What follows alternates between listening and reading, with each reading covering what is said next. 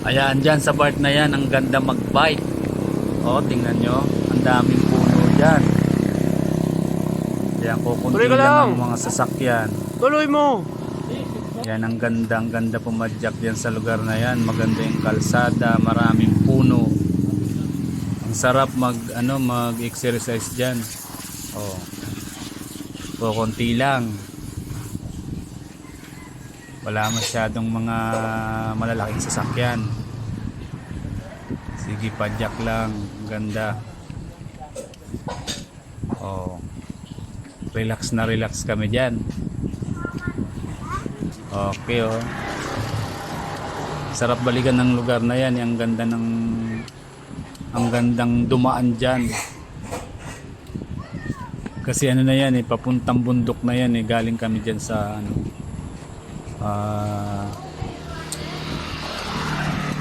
Likaw, sakop ng Montalban, Rizal. Yan, pauwi na kami dyan. Ang ganda ng ganda ng tinatahak namin na daan dyan. Konti lang yung mga dumadaan na sasakyan. Halos may part dyan na solong-solo namin yung kalsada dyan . Ang ganda. Sa mga mahilig magbisikleta, hanapin nyo yung mga lugar na kukunti lang yung mga sasakyan para safe kayo.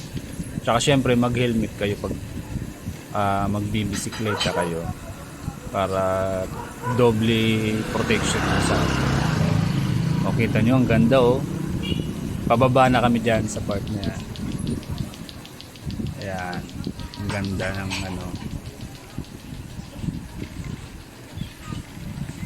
hindi mabilis yung padyak namin dyan. Banayad lang.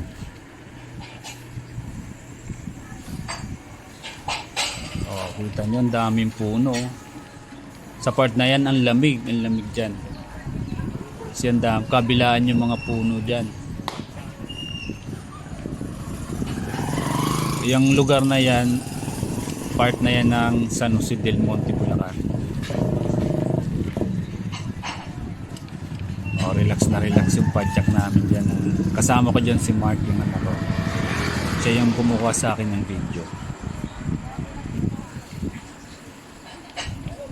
Okay. Kita nyo, wala masyadong dumadaan na sasakyan dyan .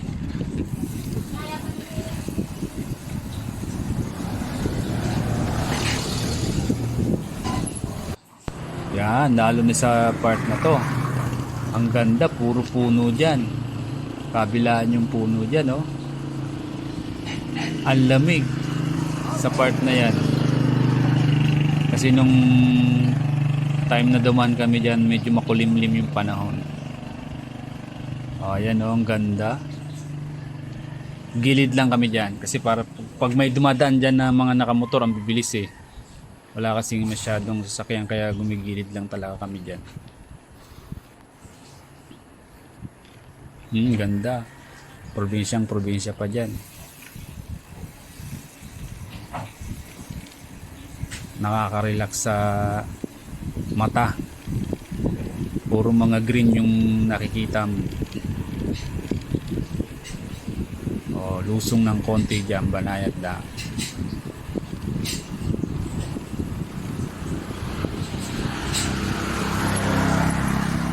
Ang ganda ng mga